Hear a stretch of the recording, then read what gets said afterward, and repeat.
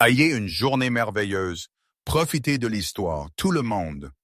Emma se tenait près de la fenêtre de son petit mais confortable appartement à Springdale, serrant une tasse fumante de thé à la camomille, alors que le vent d'automne dansait à travers les feuilles ambrées dehors. Sa vie était calme, ordonnée et prévisible de la façon qu'elle l'aimait. Elle enseignait la deuxième année à l'école primaire locale, faisait du bénévolat les week-ends à la bibliothèque, et les dimanches matins, elle assistait à la même église au clocher blanc où elle avait grandi. Il y avait du confort dans le familier. Mais ce matin-là, son téléphone avait vibré avec un message qui avait brisé sa routine calme. « J'ai besoin de te voir ce soir. Dîner chez moi, c'est important. Liam Harper. » Juste lire son nom fit se serrer son cœur, un étrange mélange de nostalgie et d'incertitude. Il n'était pas n'importe quel homme. Il était son meilleur ami depuis l'enfance et maintenant l'un des magnats de la technologie les plus riches d'Amérique. Ils avaient grandi ensemble sur le même pâté de maison, fait des courses de vélo le long des collines de Springdale et partagé des sandwichs au beurre de cacahuètes sur l'ancienne balançoire derrière l'école. Liam avait toujours été audacieux et brillant, même enfant. Mais quand ses parents sont morts dans un accident d'avion quand ils avaient 17 ans, quelque chose en lui a changé. Emma avait été son ancre pendant cette tempête, sa seule stabilité. Et même quand il est parti à l'université en Californie, même quand le succès l'a emmené à New York et au-delà, leur connexion ne s'est jamais estompée. Pourtant, il appelait rarement à l'improviste comme ça. Ce soir-là, vêtue d'un doux pull bleu et d'un jean, Emma arriva à son penthouse à Manhattan, un espace opulent fait de verre et de pierre, perché haut au-dessus du bruit de la ville. Le contraste entre leurs mondes était toujours discordant. Mais ce soir, il y avait autre chose. Un courant, une anticipation qu'elle ne pouvait pas tout à fait expliquer. Liam la salua à la porte dans un pull noir et un pantalon, pieds nus, ses manches retroussées avec des involtures, comme s'il n'était pas l'un des hommes les plus puissants de la tech. Son sourire était chaleureux, mais ses yeux, il y avait un sérieux derrière eux. Le dîner fut calme au début, pâtes gastronomiques, lumière de bougies, doux jazz fredonnant en arrière-plan. Ils parlèrent des étudiants habituels de Thinner, sa dernière entreprise de logiciels, des amis communs de retour à la maison. Mais au moment où le dessert fut servi, Liam se pencha en avant, posant ses avant-bras sur la table, sa voix baissant à un ton bas, sérieux. « J'ai besoin de te demander quelque chose et je sais que cela va sembler fou, » dit-il. Le cœur d'Emma manqua un battement. « D'accord, je veux un enfant, » dit-il. « J'en veux un depuis un certain temps maintenant, et j'ai réalisé que je ne veux plus attendre. » Elle cligna des yeux confuse. « Tu veux dire adoption? »« Non, » dit-il doucement. « Je veux avoir un bébé, le mien, mais avec quelqu'un en qui j'ai confiance, quelqu'un de gentil, d'honnête, quelqu'un sur qui je peux compter. » Son souffle se coupa dans sa gorge alors que les implications se déroulaient dans son esprit. « Liam, je ne te demande pas de m'épouser, » dit-il rapidement. « Ce n'est pas une question de romance ou de pression. Tu me connais mieux que quiconque. J'ai essayé de sortir. Ça finit toujours pareil. Ils veulent les projecteurs, l'argent, pas moi. » Il se leva et commença à faire les 100 pas, les mains passant dans ses cheveux. « Tu es la seule personne qui n'a jamais rien voulu de moi. Tu m'as toujours juste vu. » Emma ne pouvait pas parler. Ses doigts tremblaient autour de sa fourchette. « Je sais que c'est énorme, » continua-t-il, sa voix plus douce maintenant. « Mais je peux m'occuper de tout. Toutes les choses médicales, le soutien, les coûts. Je serai là à chaque étape. Et si tu dis non, nous oublierons que cela s'est passé. Je ne laisserai pas cela nous ruiner. Je le promets. » Elle le fixa, respirant à peine. « Tu me demandes d'avoir ton enfant? » Il hocha la tête. « Oui. » Son esprit tourbillonna. 1000 souvenirs surgirent. Sa main dans la sienne après les funérailles de ses parents, leur première bataille de boules de neige, la lettre qu'il lui avait envoyée pendant son premier semestre solitaire à Stanford. Il y avait tant d'histoires entre eux, tant de confiance. Et pourtant cela, c'était quelque chose d'autre entièrement. Je suis toujours vierge, murmura-t-elle avant de pouvoir s'arrêter. Liam se figea. Je sais, dit-il, voix respectueuse. J'ai toujours su et c'est pourquoi je te le demande. Parce que tu valorises les choses qui comptent. Tu valorises la vie. La pièce devint silencieuse. Seul le lointain bourdonnement de la ville lui rappela que le monde extérieur bougeait encore. Emma se leva et marcha vers la fenêtre du sol au plafond, regardant la ligne d'horizon lumineuse. Son cœur battait si fort qu'il noyait tout le reste.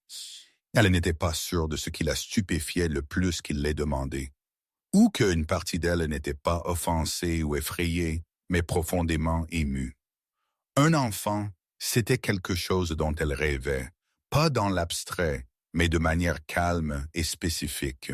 De minuscules pieds sur des parquets en bois, des berceuses dans l'obscurité, un amour si tangible qu'il s'enroulait autour de ses côtes. Mais pas comme ça. Ou peut-être exactement comme ça. Elle se tourna vers lui, sa voix fragile. « Tu as vraiment pensé à ça? » Il hocha la tête pendant des mois. « Et tu as pensé à moi? » Je ne pouvais penser à personne d'autre. Elle se rassit, pliant ses mains pour arrêter leur tremblement. « J'ai besoin de temps, bien sûr, » dit-il instantanément, venant s'agenouiller à côté de sa chaise. « Prends tout le temps dont tu as besoin. Pense-y juste. » Elle le regarda dans les yeux, ces mêmes yeux en qui elle avait eu confiance depuis qu'elle avait 10 ans. Il n'y avait aucune trace de manipulation, seulement de l'espoir. Et pour la première fois depuis des années, Emma sentit le sol bouger sous ses plans soigneusement élaborés. Un nouveau chemin émergent, brumeux et incertain, mais étrangement lumineux, alors que l'horloge avançait dans la nuit, et Liam la conduisit doucement à la porte. Aucun d'eux ne le savait encore, mais quelque chose d'irrévocable avait déjà changé. Une graine avait été plantée, et elle poussait plus vite qu'aucun d'eux ne pouvait le voir. La première fois qu'Emma rencontra Liam Harper, il avait 10 ans, assis seul sur le banc en bois fissuré derrière l'école primaire.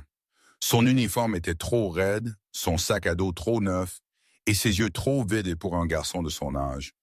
Elle l'avait observé de loin pendant des jours, remarquant comment il restait seul pendant la récréation. Ne rejoignait jamais les autres garçons dans leurs jeux chaotiques et ne souriait jamais. Pas même quand le professeur le louait pour son score parfait en maths. Il y avait quelque chose en lui qui se sentait déplacé, comme s'il n'appartenait pas tout à fait à cette petite ville ou au monde bruyant autour de lui. Alors, cet après-midi venteux de mardi, pendant que les autres couraient après un ballon de football dans la poussière, Emma s'approcha de lui avec un sandwich au beurre de cacahuètes et à la gelée enveloppée dans une serviette en papier. « Tu as l'air affamé, » dit-elle simplement. Liam cligna des yeux vers elle, pris au dépourvu. « Je ne le suis pas. »« Je n'ai pas demandé, » répondit-elle, s'asseyant à côté de lui et plaçant le sandwich entre eux. « Mais si tu changes d'avis, » il ne répondit pas. Mais 5 minutes plus tard, après qu'elle eut commencé à fredonner une mélodie d'un dessin animé qu'elle aimait, il prit silencieusement le sandwich et en mordit un morceau. Ce fut le début. Leur amitié grandit comme des racines sous terre, calme, stable et invisible pour la plupart. Tandis que les parents de Liam travaillaient de longues heures ou voyageaient pour affaires, la maison d'Emma devint son deuxième refuge. Sa mère faisait des portions supplémentaires au dîner sans demander, et son père apprit à Liam à lancer une balle de baseball. Il passait des étés à attraper des lucioles, à construire des forts et à murmurer des secrets sous les étoiles. Mais quand Liam eut 12 ans, tout changea. L'entreprise de son père fut acquise, et soudain les Harpers devinrent l'une des familles les plus riches de l'État. Il fut retiré de l'école publique et envoyé à une académie privée d'élite à des heures de distance, le genre où les étudiants portaient des blazers et apprenaient le latin. Tout le monde supposa que ce serait la fin de leur lien. Ça ne le fut pas. Il l'appelait toujours chaque dimanche soir. Il écrivait toujours des lettres quand il se sentait perdu. Il se présentait toujours sans prévenir pendant les longs week-ends, assis dans sa cuisine avec la même faim dans les yeux, seulement maintenant pour quelque chose de plus profond que la nourriture. Quand il eut 17 ans, la tragédie frappa. Un jet privé, panne de moteur, les deux parents disparus. Emma le découvrit pendant une assemblée scolaire quand quelqu'un lui passa un mot avec juste 3 mots. Allume la télévision, elle le fit, et puis elle courut à travers toute la ville jusqu'à l'hôpital où Liam était assis en silence. Son visage pâle, ses vêtements froissés, fixant le sol comme un garçon qui venait d'être effacé. Elle ne dit rien, juste enroula ses bras autour de lui. Ils ne parlèrent pas pendant des heures. À partir de ce jour, ils n'étaient plus seulement des amis d'enfance. Ils devinrent le gilet de sauvetage l'un de l'autre. À travers sa solitude à Stanford, à travers ses luttes avec les demandes de bourse, à travers chaque vacances qu'il passait chez elle au lieu de chez lui, ils se soutenaient mutuellement. Emma était le calme dans son chaos, et Liam était le feu qui l'empêchait de devenir trop prudente, trop effrayée. Quand elle choisit de rester à Springdale et d'enseigner, il la soutint. Quand il construisit sa première entreprise de tech, elle fut la première personne qu'il appela pour célébrer même avant les investisseurs. Leur vie allèrent dans des directions opposées, dans des voies rapides et des lumières de la ville, la sienne dans des tableaux noirs et des nuits Thames. Mais leur connexion resta un bourdonnement constant sous tout cela. Même leurs amis le questionnaient. « Êtes-vous sûr que rien ne se passe entre vous deux ?» demandait-il. Elle souriait et disait « C'est juste Liam. » Mais ce qu'elle ne disait jamais à voix haute, ce qu'elle s'admettait à peine, c'était que parfois elle se demandait, non pas parce qu'il avait jamais franchi une ligne, non pas parce qu'il l'avait jamais traité autrement que comme sacré, mais parce qu'il y avait des moments tacites, la façon dont il la regardait quand elle riait, la façon dont il se souvenait des plus petits détails, comme son livre préféré, ou comment elle détestait le café, à moins qu'il n'ait de la cannelle, la façon dont sa voix s'adoucissait quand il prononçait son nom. Pourtant, la vie les avait gardés là où ils étaient. Deux meilleurs amis marchant sur des chemins parallèles. Pas de confession, pas d'attente jusqu'à maintenant. Jusqu'à cette nuit dans le penthouse, quand Liam la regarda dans les yeux et demanda quelque chose qu'elle n'avait jamais pensé qu'il demanderait, un enfant avec elle. Il était impossible de prétendre que tout était pareil après cela. L'air entre eux se sentait différent, maintenant chargé, fragile et incroyablement tendre. Elle repensa au garçon de 10 ans sur le banc, à l'adolescent brisé par le chagrin, à l'homme qui se tenait maintenant comme l'un des noms les plus puissants du pays et qui ne se tournait encore que vers une seule personne quand il avait besoin de quelque chose de réel. Elle. Qu'est-ce que cela signifiait? Qu'est-ce que cela disait d'eux? Le lendemain matin, Emma se tenait dans sa salle de classe, regardant ses élèves coloriés en silence, leurs petites mains fermes et innocentes. Elle retint des larmes inattendues. Était-il possible qu'une amitié si profonde, si vraie, ait toujours été destinée à devenir quelque chose de plus? Ou voyait-elle juste ce qu'elle voulait voir maintenant que tout avait changé? Dehors, le vent frôlait les fenêtres, chuchotant des possibilités.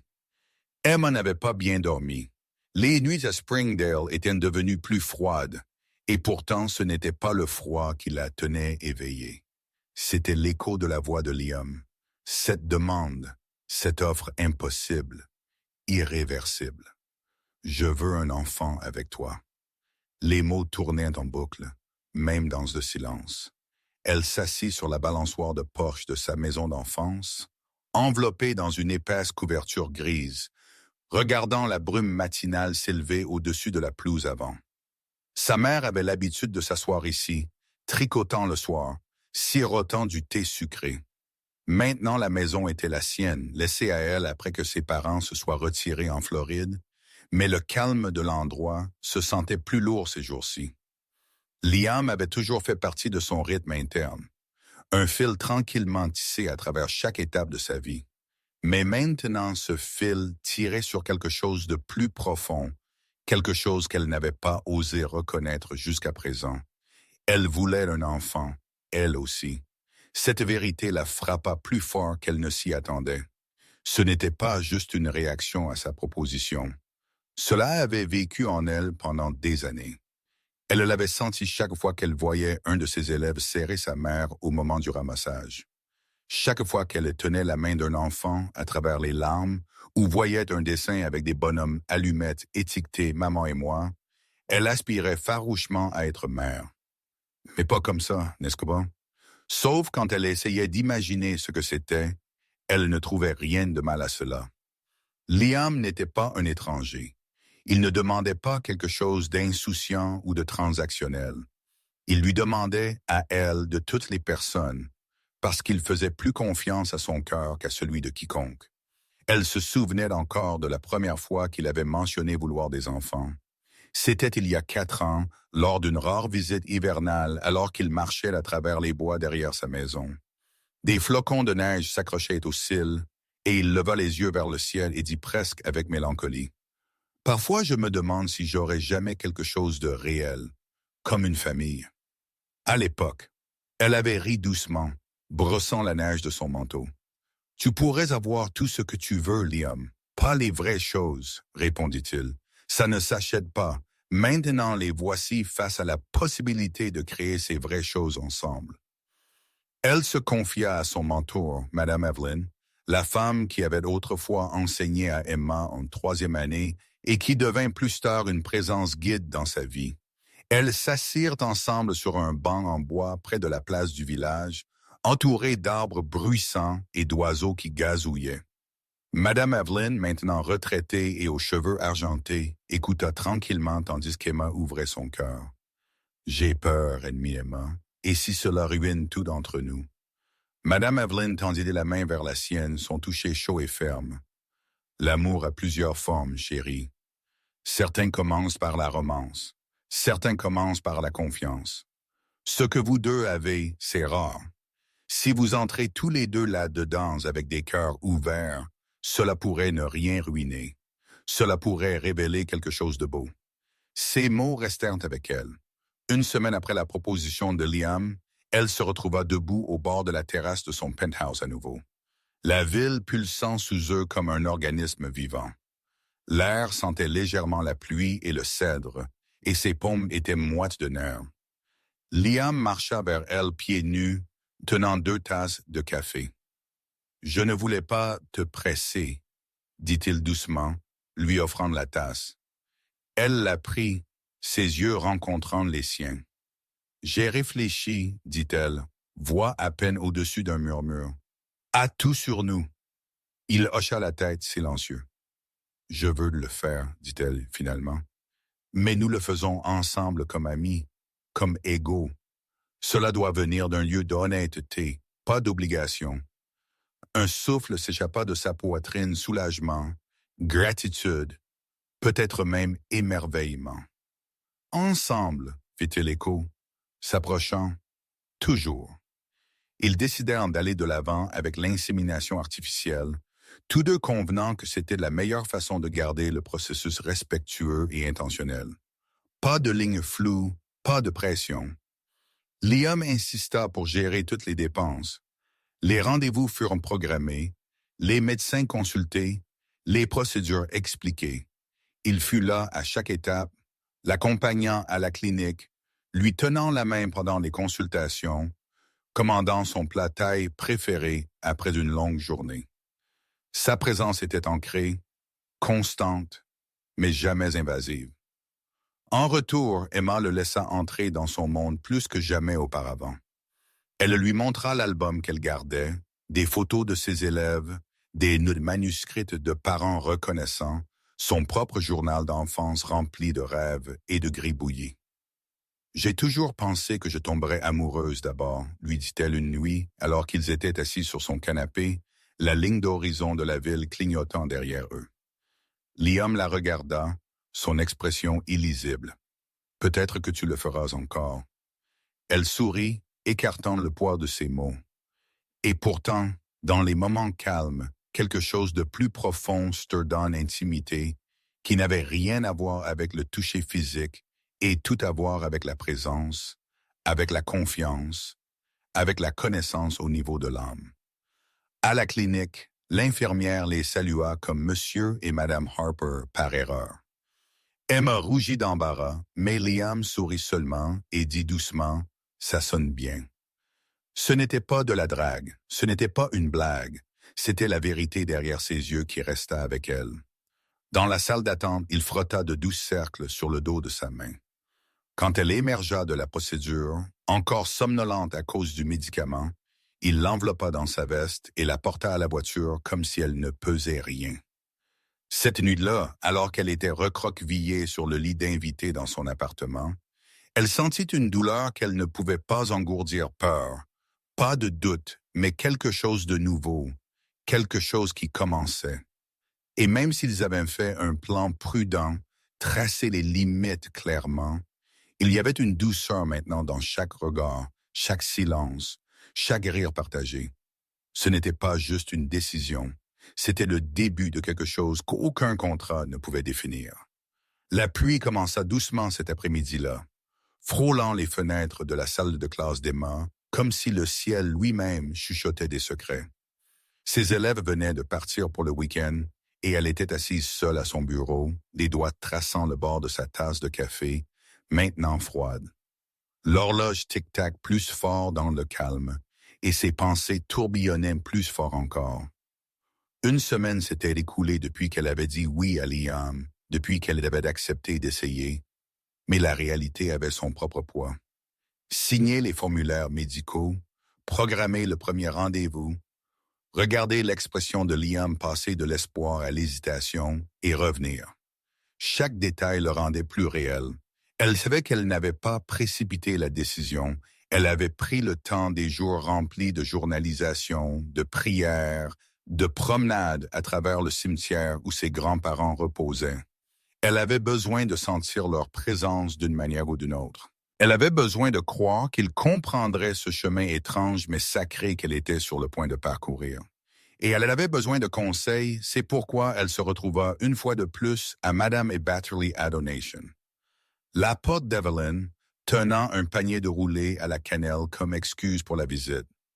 La femme plus âgée l'accueillit avec ce sourire signature, fané, mais toujours plein de chaleur. Sa maison sentait le pain et les vieux livres, un endroit où le temps ralentissait et la clarté émergeait souvent. Elles s'assirent près du feu, thé à la main, et pendant un moment ne parlèrent pas du tout. « J'ai peur », murmura finalement Emma, les yeux fixés sur le scintillement de la flamme. Pas seulement du processus, mais de ce que cela pourrait changer entre moi et Liam. Madame Evelyn sirota son thé, hochant lentement la tête. « Le changement est inévitable, enfant. Mais tout changement n'est pas perte. Parfois, c'est révélation. » Emma leva les yeux. « Tu as toujours cru que l'amour vient sous une seule forme, » continua la femme plus âgée. « Mais si c'était plus grand que ça, et si cela commençait par la confiance et grandissait en quelque chose auquel aucun de vous ne s'attendait? » La gorge d'Emma se serra. « Et si nous ruinions ce que nous avons déjà? » Madame Evelyn se pencha en avant, posant sa main sur celle d'Emma. « Et si vous ne le faites pas? Et si ce que vous avez déjà est la fondation pour quelque chose de plus sacré que vous n'avez jamais connu? » Il y avait quelque chose à propos de ce mot sacré qui s'enroulait autour des côtes d'Emma. Ce n'était pas un conte de fées. Ce n'était pas un risque imprudent. C'était quelque chose d'intentionnel, de fondé, d'honnête. Cette nuit-là, Emma rentra chez elle et écrivit une lettre à Liam. Elle n'envoya pas de SMS, n'appela pas. Elle écrivit comme elle le faisait quand ils étaient adolescents et qu'il était en pension. Quand chaque mot venait de la partie la plus silencieuse de son cœur, elle écrivit « Ce n'est pas une décision que j'ai prise à la légère. Ce n'est pas une question d'obligation ou de pitié ou d'un moment impulsif de nostalgie. C'est une question de croire en toi, en nous, en le genre d'amour qui n'est pas tape à l'œil ou bruyant, mais stable et courageux. J'ai peur, mais je sais aussi que cela pourrait être quelque chose de beau, non pas parce que c'est traditionnel, mais parce que c'est vrai. » Le lendemain matin, elle plaça la lettre dans une enveloppe crème et conduisit à la ville. Liam ne l'attendait pas. Il ouvrit la porte en sweat à capuche et chaussettes, les yeux s'écarquillant de surprise. J'ai écrit quelque chose, dit-elle simplement, lui tendant l'enveloppe. Il la lut en silence pendant qu'elle se tenait de l'autre côté de la pièce, faisant semblant d'être intéressée par la ligne d'horizon dehors. Quand il leva les yeux, ses yeux étaient humides. « Je ne mérite pas ça, dit-il doucement. « Tu le mérites, répondit-elle. Non pas parce que tu es parfait, mais parce que tu es réel et parce que tu m'as demandé avec une honnêteté qui demande plus de courage que la plupart des gens n'en montrent jamais. » Liam fit un pas vers elle, puis un autre, et quand il fut assez proche pour lui prendre la main, il ne le fit pas. Au lieu de cela, il demanda « Es-tu sûr ?» Elle hocha lentement la tête. « Faisons cela ensemble. » Ils retournèrent à la clinique cette semaine-là. Tout était arrangé. La paperasse signée, les examens médicaux complets, les procédures planifiées avec précision. Pourtant, malgré la science, le processus semblait étrangement spirituel, comme s'ils entraient dans quelque chose d'ancien et de primal. Deux âmes choisissant de créer la vie en partenariat, pas de romance. Pas encore. Liam ne manqua jamais un rendez-vous. Il lui apporta des chaussettes chaudes quand elle avait froid. Lut des magazines idiots dans la salle d'attente juste pour la faire rire. L'appela chaque soir juste pour vérifier comment elle se sentait. Et même si les limites étaient claires, Emma sentit quelque chose bouger. Elle se surprit à le regarder plus longtemps, à s'attarder dans des silences, se demandant tranquillement si ce voyage changerait non seulement sa vie, mais son cœur. Puis vint la procédure. Insémination artificielle, clinique, directe et étrangement surréaliste. Elle était allongée sur la table d'examen, lumière stérile au-dessus d'elle. Et pourtant, Liam était la seule chose sur laquelle elle se concentrait. Sa main et la sienne, sa respiration régulière, sa présence. Quand ce fut fini, il l'aida à s'asseoir doucement. « Tu vas bien ?» demanda-t-il. Elle hocha la tête, mais ses yeux scintillaient. « Je ne m'attendais pas à ce que cela soit si intime. »« Moi non plus, » murmura-t-il. Ce soir-là, de retour à Springdale, elle se recroquevilla sous la couette de sa grand-mère et fixa le plafond pendant des heures. Une douzaine de AC dansaient dans son esprit. Mais sous tout cela, il y avait un bourdonnement plus profond. Quelque chose a déjà changé. Le jour de la première tentative commença avec un genre d'espoir tranquille. Le genre qui ne crie pas ou ne danse pas. Il respire simplement.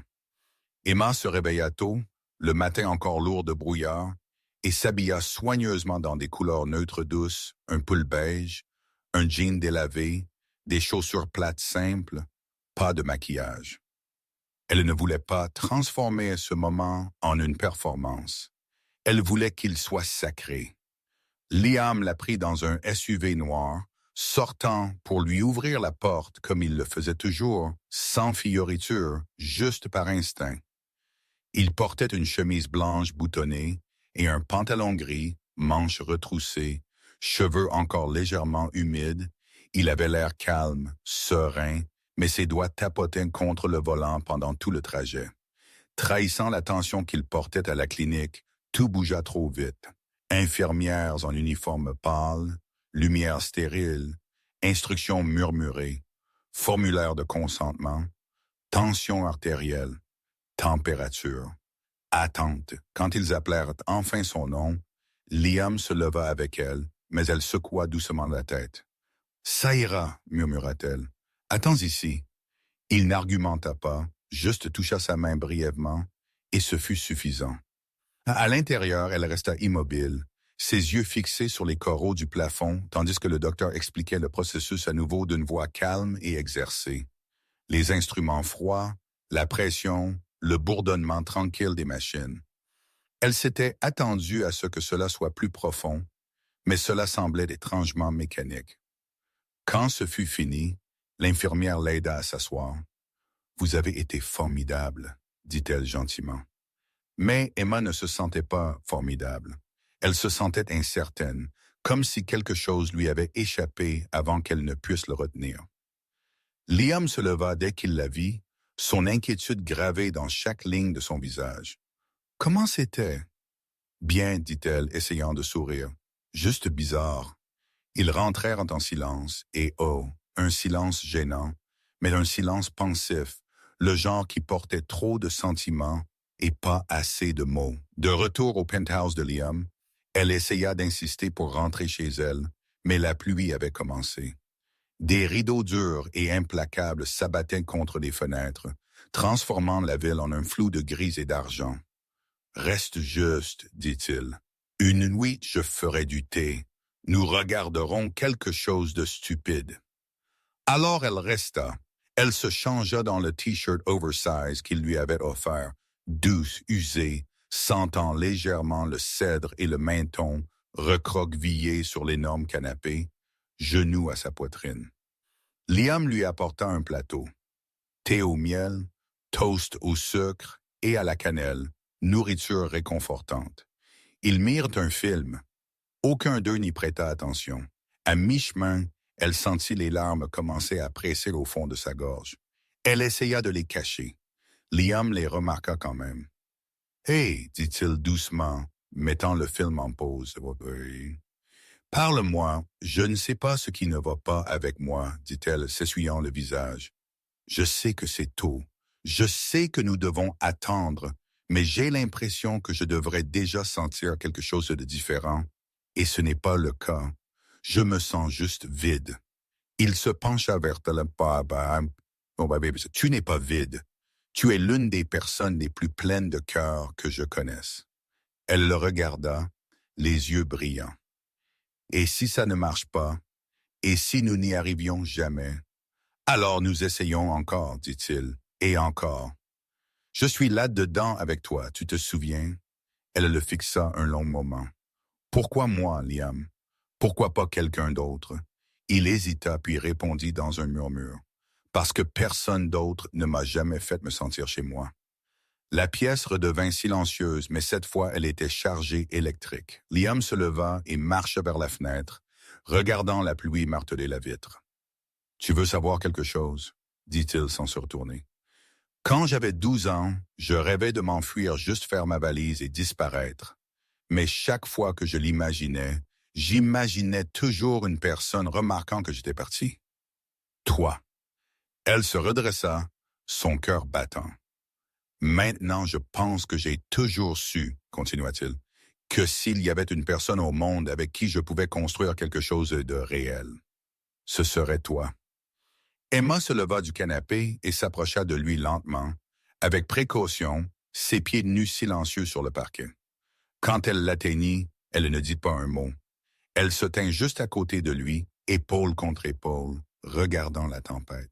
Il ne la toucha pas, ne lui tendit pas la main, mais sa présence à côté de la sienne se sentait comme la gravité, comme quelque chose la tirant vers l'intérieur. Plus tard cette nuit-là, alors que la tempête s'adoucissait et que les lumières de la ville vacillaient comme des bougies, Liam sortit un vieil album photo, un qu'elle avait oublié existait. Photo d'enfance, eux deux à vélo, costume d'Halloween, une photo floue d'eux riant dans un champ, emmêlés dans les feuilles. « J'ai gardé cela, dit-il, parce que certains jours j'ai besoin de me souvenir d'où je viens et pour qui je fais tout cela. » Elle tourna une page et là c'était une note qu'elle lui avait écrite à 13 ans, pliée et scotchée dans le livre. « Tu auras toujours quelqu'un dans ton coin. » Les larmes revinrent, plus douces cette fois, guérissantes. Cette nuit-là, il fit le lit d'invité pour elle, plaçant un sachet de lavande sur l'oreiller, juste comme sa mère avait l'habitude de faire. Il éteignit les lumières et se tint à la porte, la regardant s'installer. « Bonne nuit, Emma, » dit-il doucement. « Bonne nuit, Liam. » Mais bien après que les lumières furent éteintes, aucun d'eux ne dormit parce que quelque chose avait bougé, pas dramatiquement, pas bruyamment, mais dans les espaces calmes entre le chagrin et le confort, entre la déception et la foi, quelque chose de tacite avait commencé à fleurir. C'était fin octobre quand ils retournèrent à la clinique. Les feuilles étaient devenues de feu orange brûlé, cramoisi, doré. L'air à Manhattan avait pris cette netteté qui faisait les gens respirer un peu plus profondément, marcher un peu plus lentement. Cette fois, tout se sentait différent. Ils ne parlèrent pas beaucoup en allant au rendez-vous, Mais le silence n'était pas lourd. C'était confortable, familier, comme une chanson jouant doucement en arrière-plan. Quelque chose de connu, quelque chose de confiance. La main de Liam reposait sur la console centrale entre eux, et le petit doigt d'Emma effleura le sien. Il ne se retira pas. À la clinique, l'infirmière les salua chaleureusement.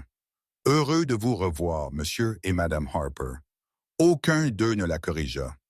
La procédure elle-même fut plus rapide que la première, presque routinière, mais quelque chose persistait dans l'air entre eux. Liam lui tint la main, son pouce effleurant le sien. Ses yeux ne quittèrent pas son visage. Pas même une seconde. Après, alors qu'ils sortaient, une averse soudaine les prit au dépourvu. La pluie martelait le trottoir, les trempant avant qu'ils ne puissent atteindre la voiture. Ils coururent, riant, glissant, essoufflés. Au moment où ils atteignirent le parking souterrain, les cheveux d'Emma étaient collés à son visage, et la chemise blanche de Liam collait à sa poitrine. Il la regarda alors, riant à travers son souffle. « Tu as l'air d'un ange trempé. » Elle roula les yeux, essayant de tordre l'eau de ses manches. « Et tu as l'air d'un PDG mouillé ayant une journée très étrange. » Ils rentrèrent chez lui.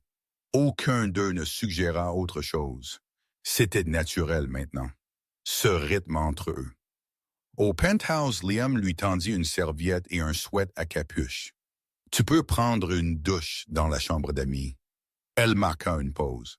« En fait, est-ce que ça irait si j'utilisais la tienne? La pression de l'eau est meilleure. » Il hésita seulement un instant. Bien sûr. L'eau chaude était un cadeau. Alors que la vapeur l'enveloppait, elle se laissa expirer pleinement pour la première fois ce jour-là. Elle pensa au doux sourire de l'infirmière, à la main de Liam dans la sienne, à la façon dont son rire se sentait comme la maison.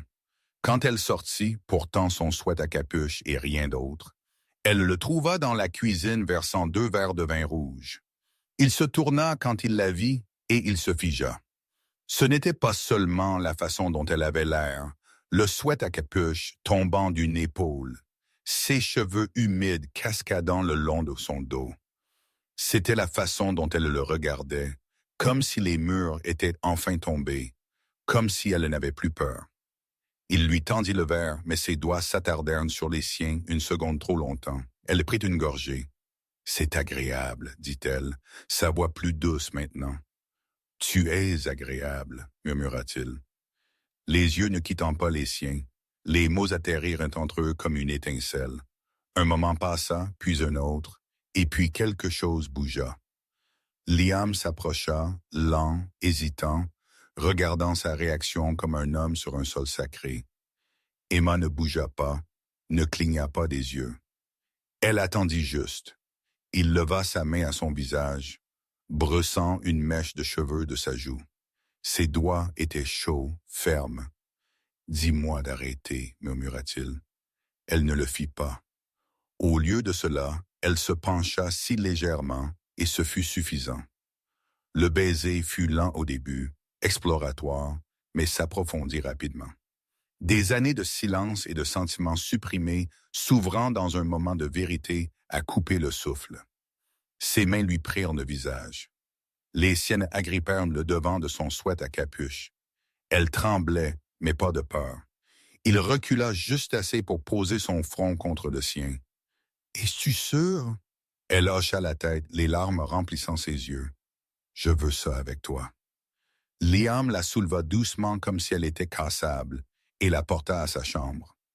Chaque pas rempli de révérence urgence, pas de hâte, juste dévotion. Cette nuit-là, ils firent l'amour pour la première fois. Ce n'était pas juste physique, c'était doux, sacré, sans hâte, le genre d'intimité qui enlève toutes les défenses. Liam était doux, patient, accordé à chaque souffle qu'elle prenait, chaque allaitement, chaque pause. Et pour Emma, dont le corps n'avait jamais connu ce genre de proximité, c'était accablant de la plus belle des manières. Elle se sentait en sécurité, vue, chérie. Ils bougèrent ensemble comme si leur corps avait toujours été destiné à se trouver. Chaque baiser, Chaque touche se sentait comme un souvenir qu'ils avaient porté sans le savoir. Et quand ce fut fini, quand ils étaient enlacés l'un l'autre sous la douce lueur des lumières de la ville, Emma pressa son visage contre sa poitrine et murmura « Rien de tout cela ne ressemble à une erreur. » Liam lui embrassa le front. « Parce que ce n'est pas, ils ne diront pas le mot amour. Pas encore. » Mais il s'attarda là, tacite, dans la façon dont sa main trouva la sienne sous la couverture, dans la façon dont son cœur battit calmement pour la première fois en semaine, dans le silence qui suivit, pas vide, mais plein, un silence qui dit tout. Dehors, la tempête était passée, mais dedans, quelque chose de bien plus puissant avait commencé. Emma était assise seule dans la salle de bain de sa maison de Springdale, le silence plus fort que jamais. Le test était posé face contre terre sur l'évier, ses mains tremblant dans ses genoux. L'air était épais d'anticipation, de peur et de quelque chose d'autre, quelque chose de chaud et sacré et terrifiant tout à la fois. 3 semaines s'étaient écoulées depuis cette nuit-là, depuis le baiser qui s'attardait sur sa peau, depuis la nuit qui changea tout. Elle n'avait pas dit à Liam que ses règles étaient en retard. Elle ne voulait pas dire les mots tant qu'elle n'était pas sûre, tant qu'elle ne pouvait pas faire face à la possibilité elle-même. Son corps s'était senti différent dernièrement, sensible, presque comme s'il fredonnait, avec une fréquence qu'elle ne pouvait pas expliquer. Mais son cœur ne la laisserait pas croire. Pas encore. Maintenant, elle était à 1 minute de savoir. Le minuteur bourdonnait. Elle tendit la main vers le test, son souffle superficiel. 2 lignes. Positif. Emma laissa échapper un souffle étouffé alors que son autre main volait à sa bouche. Les larmes vinrent instantanément, non de la panique, mais de quelque chose de beaucoup plus profond. Soulagement, émerveillement, joie si grande qu'elle lui craqua les côtes.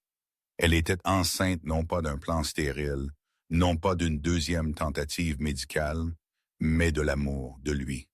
De cette nuit où ils avaient franchi la ligne entre ce qui était prévu et ce qui était destiné. Elle s'assit par terre, les genoux serrés contre sa poitrine, le cœur battant contre ses côtes, comme s'il voulait courir jusqu'à Manhattan vers lui. Liam, l'homme qui avait toujours été son lieu sûr, son ancre, est maintenant le père de son enfant. Mais avec la joie vint la peur. Et si cela changeait tout encore? Et si cela rendait les choses plus difficiles, pas plus faciles? Et s'il pensait que cela compliquait leur accord au pire? Et s'il pensait que c'était une erreur? Elle attendit jusqu'au soir, faisant les 100 pas pendant des heures.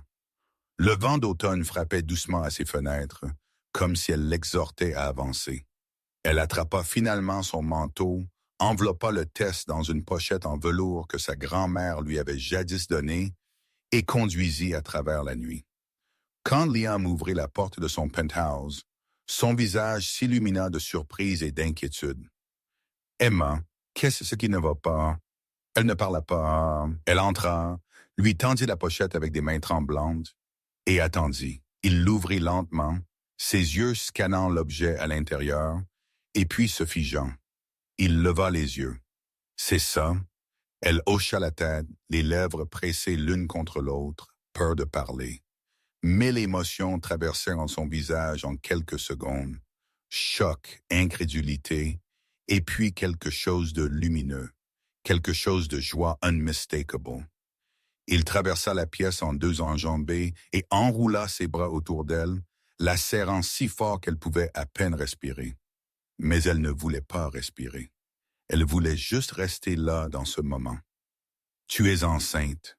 demanda-t-il, sa voix se brisant. « Oui, murmura-t-elle. Naturellement, c'est juste arrivé. » Liam recula, prenant son visage entre ses mains, ses yeux cherchant les siens avec une tendresse qui lui coupa le souffle. « Ce n'est pas juste un miracle, c'est le nôtre. » Les larmes coulaient sur ses joues. « Je n'avais pas prévu de te le dire comme ça, dit-elle. J'avais peur, je ne savais pas comment tu te sentirais. Je ne savais même pas comment je me sentais au début. Comment te sens-tu maintenant? » Elle déglutit difficilement, pleine d'espoir, reconnaissante, terrifiée, mais surtout pleine. Les yeux de Liam brillèrent tandis qu'il prenait ses mains dans les siennes. « J'ai besoin de te dire quelque chose, moi aussi. » Elle cligna des yeux. « Quoi? » Il marqua une pause, prit une inspiration, et puis doucement, clairement, dit les mots qu'elle ne s'attendait jamais à entendre si tôt. « Je suis amoureux de toi, Emma. » Son souffle se coupa.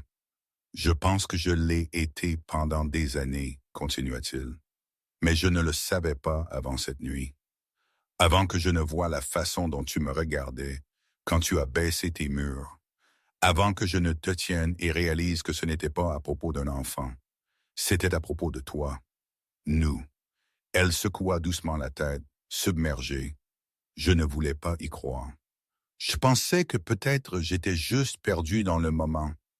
Mais Liam, je t'aime aussi. Je pense que je t'ai toujours aimé, même quand tu n'étais que le garçon sur le banc. Son front toucha le sien. Leurs yeux se fermèrent. Et pour un moment, le monde disparut. Le silence entre eux n'était pas vide. Il était plein de promesses, de rêves, de commencements. Plus tard cette nuit-là, ils étaient recroquevillés sur le canapé, sa main reposant doucement sur son bas-ventre. « Tu veux savoir quelque chose de fou? » murmura-t-il. « Quoi? J'aime déjà ce bébé. » Elle sourit à travers les larmes. « Moi aussi, et je t'aime, ajouta-t-il. Plus que n'importe quel plan, plus que n'importe quel rêve, tu es le rêve. » Emma ne répondit pas tout de suite. Elle s'appuya juste contre lui, écoutant le battement régulier de son cœur, sachant que c'était le même qui avait toujours d'une manière ou d'une autre résonné dans le sien. Ils avaient commencé par un accord, mais maintenant ils avaient une vie qui grandissait entre eux, un nouveau chapitre, un nouveau battement de cœur et un amour qu'aucun contrat ne pourrait jamais définir. Les nausées matinales étaient ingérables, la fatigue attendue, mais rien n'avait préparé Emma à la cruauté tranquille des chuchotements derrière son dos. Cela commença subtilement. Des regards à l'épicerie qui s'attardaient trop longtemps. Des parents au ramassage scolaire évitant son regard. Un voisin qui avait l'habitude de lui apporter du pain au citron traversant maintenant la rue quand il la voyait arriver. Springdale était une petite ville, et les petites villes, malgré tout leur charme, portaient quelque chose de tranchant sous leur surface, le jugement déguisé en inquiétude. La nouvelle s'était répandue plus vite qu'Emma ne l'avait jamais imaginé. Ce n'était pas difficile à reconstituer. Un jour, elle était une tranquille maîtresse de 2e année. Le lendemain, elle était enceinte et vue sortant d'un SUV noir avec Liam Harper, le milliardaire qui volait dans et hors de la ville comme une ombre. La ville fit ce qu'elle faisait toujours avec les histoires. Elle ne comprenait pas. Elle remplit les blancs. Elle l'a probablement planifié. Il est trop riche pour être trompé. Elle a dû le piéger. Elle a toujours semblé être une bonne fille. Je suppose que nous nous sommes trompés.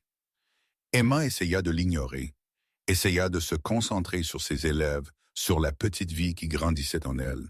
Mais les mots ont une façon de trouver des fissures. Et quand une mère à la réunion du conseil scolaire demanda assez fort pour que tout le monde entende, s'il était approprié pour une enseignante dans sa situation de continuer à travailler autour des enfants, le silence qui suivit fut assourdissant. Cette nuit-là, elle reçut un email de la directrice de l'école demandant une réunion privée. Quand elle entra dans le bureau le lendemain matin, l'expression de la directrice était illisible. « Nous avons reçu quelques appels de parents inquiets, dit-elle doucement. Ils questionnent votre position. » Emma s'assit raidement. « Parce que je suis enceinte, la directrice hésita à cause de la façon dont la situation apparaît. Tu as toujours été respectée ici, Emma. » Mais ce que là a suscité une réaction. Emma serra les mains sur ses genoux. « Alors, que suggérez-vous? Un congé temporaire, juste jusqu'à ce que les choses se calment. » Les mots frappèrent plus fort qu'elle ne s'y attendait. Non pas parce qu'elle ne s'y était pas préparée, mais parce qu'à ce moment-là, elle sentit que tout ce pourquoi elle avait travaillé, chaque livre lu à des enfants endormis, chaque larme séchée, chaque leçon préparée avec amour fut effacée par une seule supposition. Elle hocha la tête, trop engourdie pour protester. En marchant vers sa voiture, le monde semblait plus sombre. Les feuilles d'oreiller au-dessus semblaient tomber plus lourdement.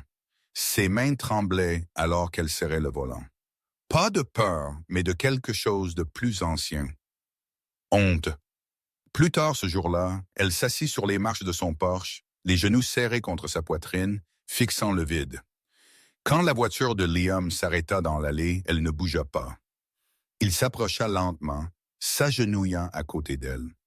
Qu'est-ce qui s'est passé? Elle lui tendit la lettre de l'école. Il la lut en silence, puis leva les yeux, mâchoire serrée, yeux sombres. « Je vais arranger ça. »« Non, » dit-elle rapidement. « S'il te plaît, n'aggrave pas les choses. » Aggravir les choses? Sa voix monta. « Il te pousse dehors parce que tu portes notre enfant. »« Je sais. Mais si tu arrives en chargeant comme un milliardaire en mission, ils diront juste que je t'ai utilisé pour attirer l'attention. Ils penseront que je ne peux pas me débrouiller seul. » Liam marqua une pause, puis s'assit à côté d'elle. « Tu n'as pas à te débrouiller seul, Emma.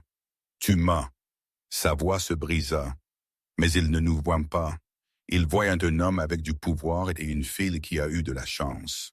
Il se tourna entièrement vers elle. « Tu penses que c'est ça? » Elle secoua la tête. « Non, mais j'ai besoin de prouver que pas avec des communiqués de presse ou des avocats, avec le teint, avec grâce. » Liam lui tendit la main. « Je déteste te voir souffrir. »« Je sais, murmura-t-elle, les yeux remplis de larmes. Mais j'ai déjà traversé la douleur. Ce que je n'ai pas traversé, c'est d'être aimé à voix haute. » Il la regarda un long moment, puis dit, « Alors faisons ça. Aimons à voix haute. Même s'il fixe, même s'il juge, je tiendrai ta main dans chaque pièce.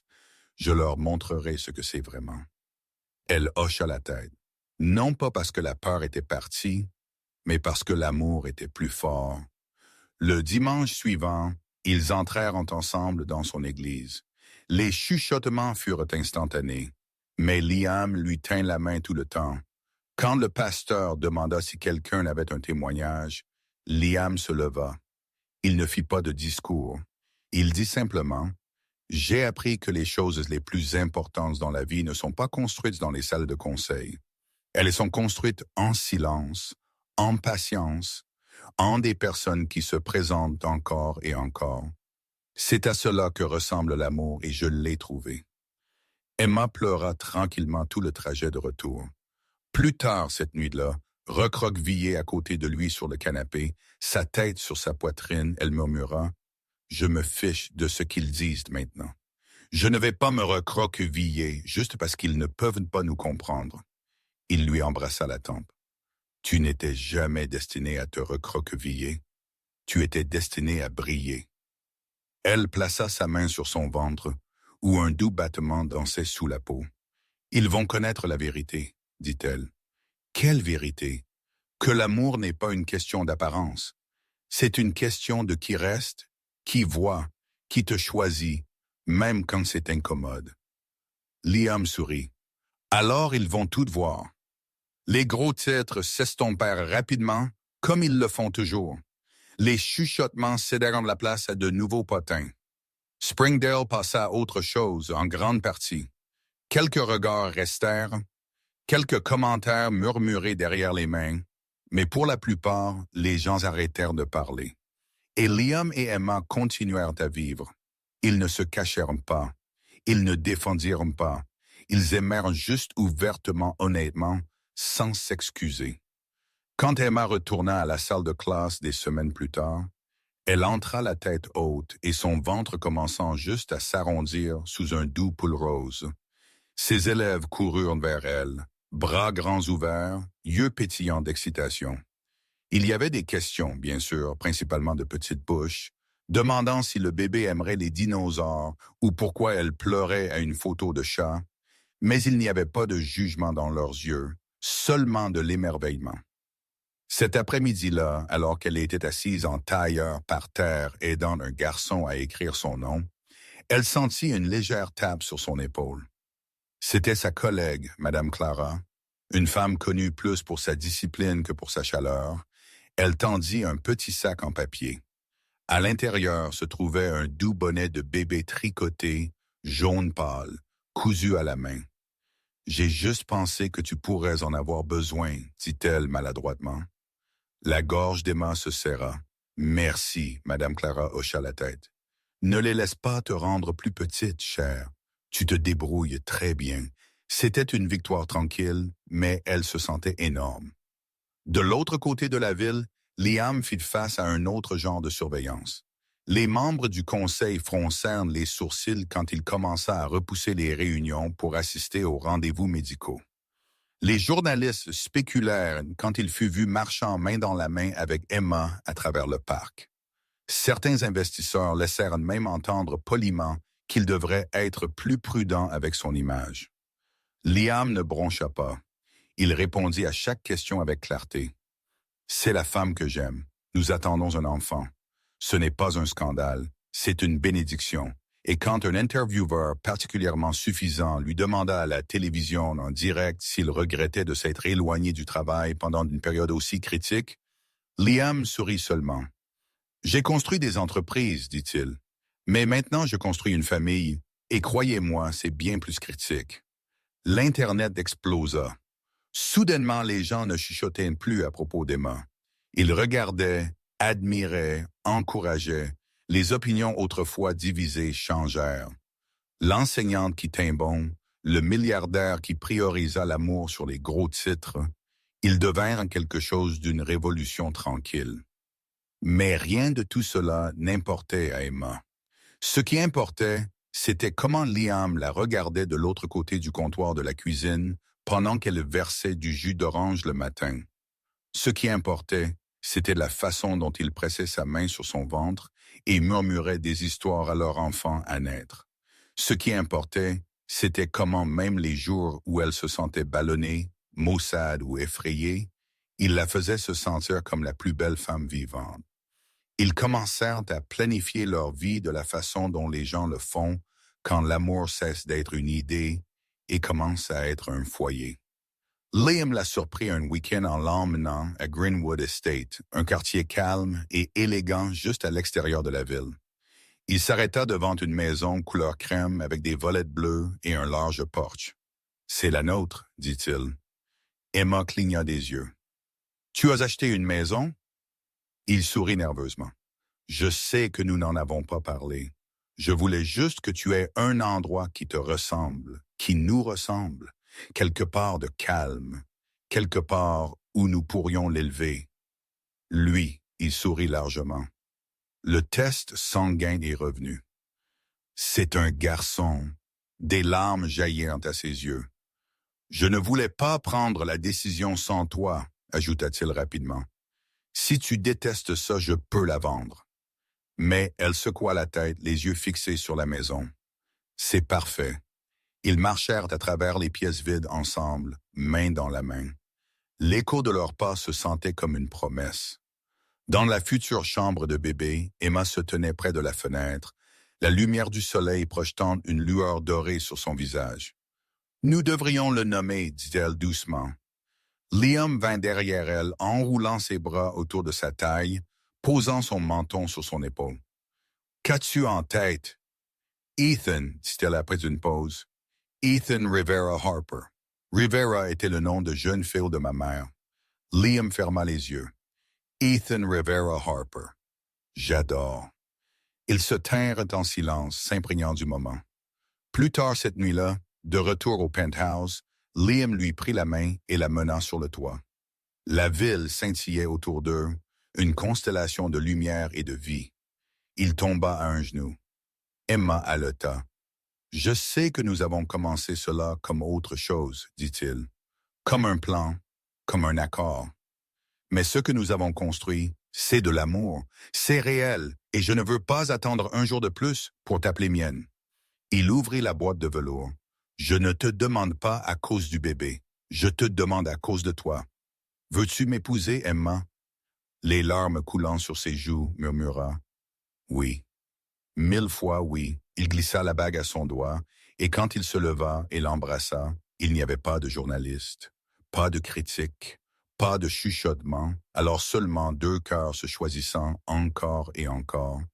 et un tout petit battement de cœur devenant plus fort chaque jour. Déménager dans la nouvelle maison se sentait comme entrer dans un nouveau chapitre de leur vie, un écrit avec des matins plus lents, des rires plus profonds et le son tranquille de l'appartenance. Les murs couleur crème étaient encore nus, les parquets fraîchement polis, mais cela se sentait déjà comme chez soi à cause des meubles ou de l'agencement. Mais parce qu'ils étaient là ensemble, Emma se tenait pieds nus dans la cuisine, pliant de minuscules grenouillères fraîchement sorties du sèche-linge. Le soleil se déversait à travers les hautes fenêtres, jetant des rayures chaudes sur le comptoir en bois. La maison sentait légèrement la cannelle, la poudre pour bébé et les nouveaux commencements. Liam apparut derrière elle, portant une boîte étiquetée les livres d'Ethan. « Je viens de réaliser, dit-il, posant la boîte doucement. Notre fils va grandir avec des histoires au coucher chaque nuit, et la plupart d'entre elles vont être lues par la femme qui lit mieux que quiconque que j'ai jamais rencontré. » Elle se tourna vers lui, souriant. « Seulement si tu promets de faire toutes les voix stupides. » Liam sourit. Marché conclu. Ils avaient passé les 2 dernières semaines à peindre la chambre de bébé d'un bleu doux, avec de petits nuages le long du plafond. C'était l'idée de Liam, mais il laissa Emma choisir le berceau, le tapis, les rideaux. Elle avait pleuré quand le planeur arriva, non pas parce qu'il était parfait, mais parce qu'elle pouvait déjà s'imaginer tenir leur fils dedans, chantant des berceuses. Tout commençait à se sentir réel maintenant et vite. Emma était juste à plus de 6 mois de grossesse, son ventre rond et ferme sous des robes fluides. Elle avait commencé à sentir les coups d'Ethan d'abord flottants, comme des bulles montant à travers l'eau, puis plus forts, plus insistants. Chacun apportait une nouvelle poussée d'émerveillement et d'émotion. Liam laissait tout tomber chaque fois, juste pour s'agenouiller et poser son oreille contre son ventre. « Dis bonjour à papa », murmurait-il. Il construisait quelque chose de durable, pas seulement une maison, mais un rythme, une façon de vivre qui honorait à la fois leur passé et leurs rêves. Emma continua à enseigner à temps partiel, mais maintenant depuis la maison. Liam l'a surpris en convertissant l'une des chambres en un bureau lumineux rempli de livres avec un tableau noir vintage et un coin lecture. « Pour ton âme, dit-il, et pour les histoires que tu écriras un jour. » Le soir, ils cuisinaient ensemble, Liam hachant les légumes, pendant qu'Emma remuait les sauces, ses pieds nus dansant au jazz en arrière-plan.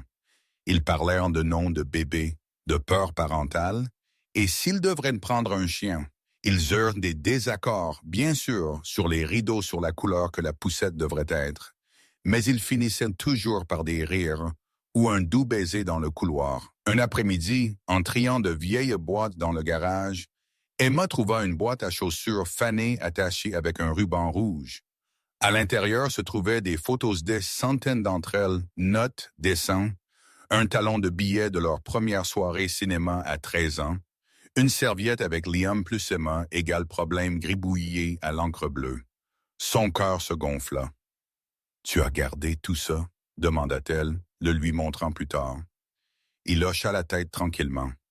Même quand je construisais des empires, c'était la seule chose qui se sentait comme la preuve que je vivais vraiment. Quelques jours plus tard, ils reçurent un appel du docteur avec des nouvelles qui confirmèrent ce que le test sanguin avait laissé entendre des semaines auparavant. Ethan était en bonne santé, battement de cœur fort, développement parfait, pas de complications.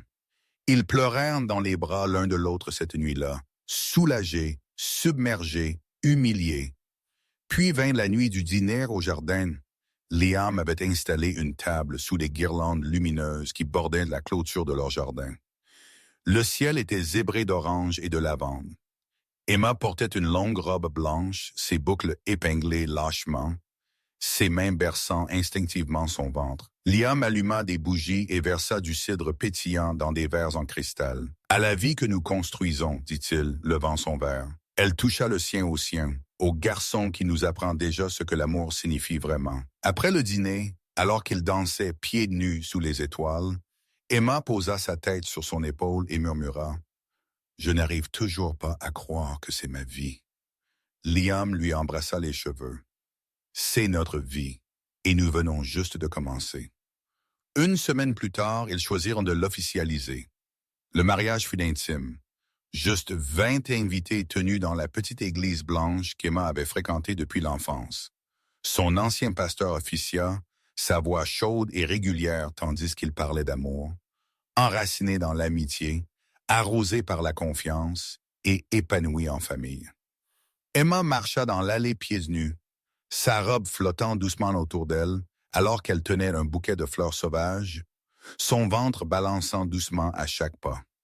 Liam ne pouvait pas la quitter des yeux. Quand elle l'atteignit, il lui prit la main et murmura « Tu n'as jamais eu l'air plus d'éternité ». Ils échangèrent des vœux écrits à la main brute, poétiques, vulnérables.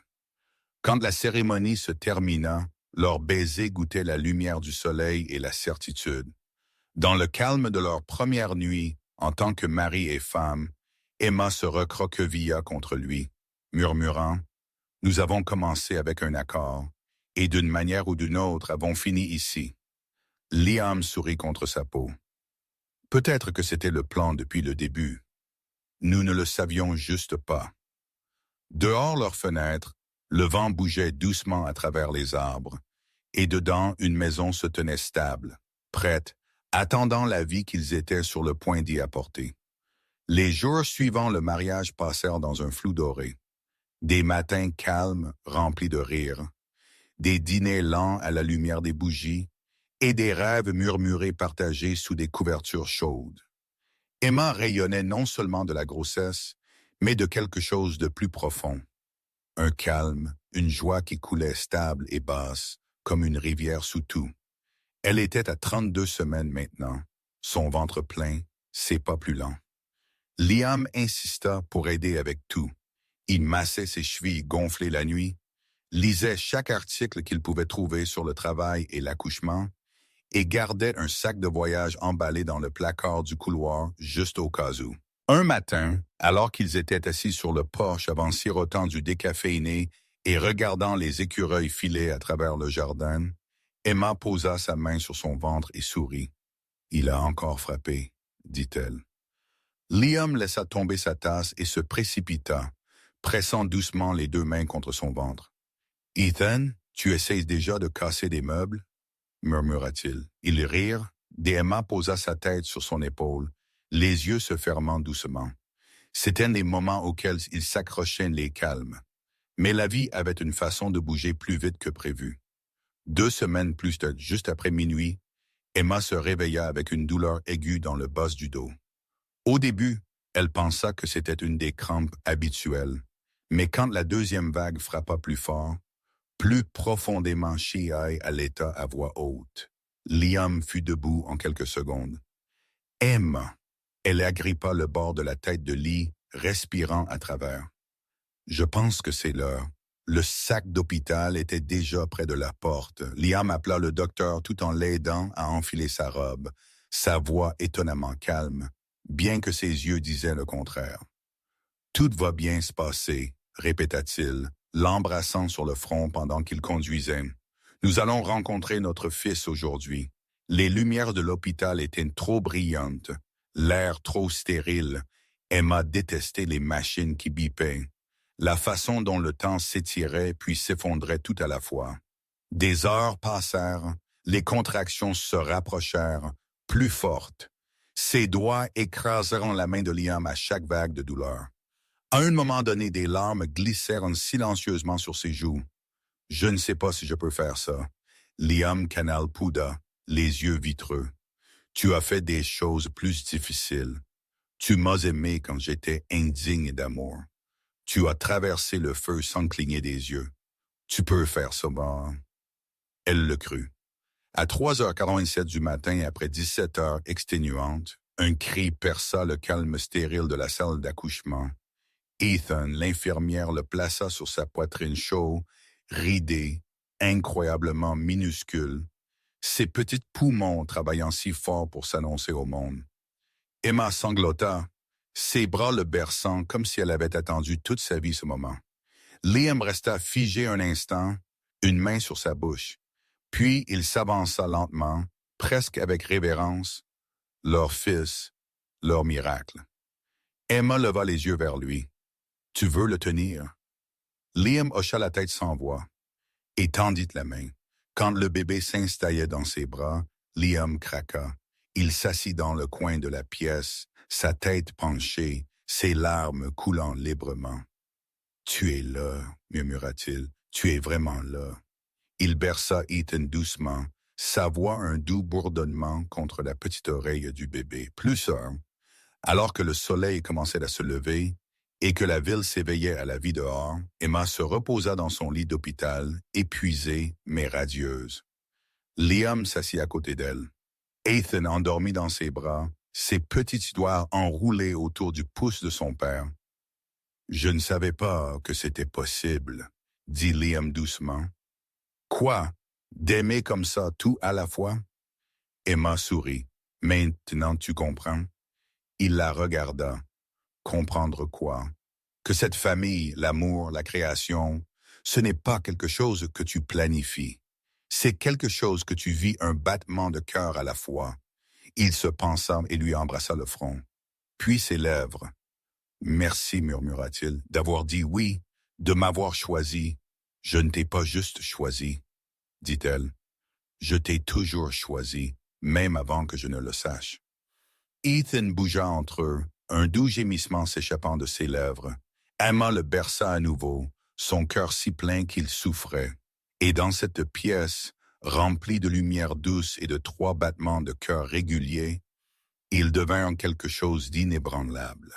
Une famille. 6 mois s'étaient écoulés depuis la naissance d'Ethan, et le monde ne ressemblait plus au même. Les rues calmes de Greenwood Estate étaient maintenant remplies de rires de bébés, de promenades matinales en poussette et de berceuses tardives fredonnées depuis une fenêtre de chambre d'enfant. Leur maison ne résonnait plus. Elle respirait. Elle pulsait de vie, de routine, d'amour qui se déroulait en petits moments sacrés. Emma était retournée enseigner à temps partiel, juste 2 matins par semaine. Et bien qu'elle manquait ses élèves, elle avait trouvé quelque chose d'également puissant dans ses jours avec Ethan. Elle lui lisait pendant qu'il faisait la sieste sur sa poitrine, chantait en pliant le linge, murmurait des histoires sur le monde en le berçant pour dormir. Tout ce qu'elle donnait autrefois à la salle de classe se déversait maintenant doucement dans le rythme de leur maison. Liam, autrefois un homme toujours attaché à son téléphone, avait changé, lui aussi.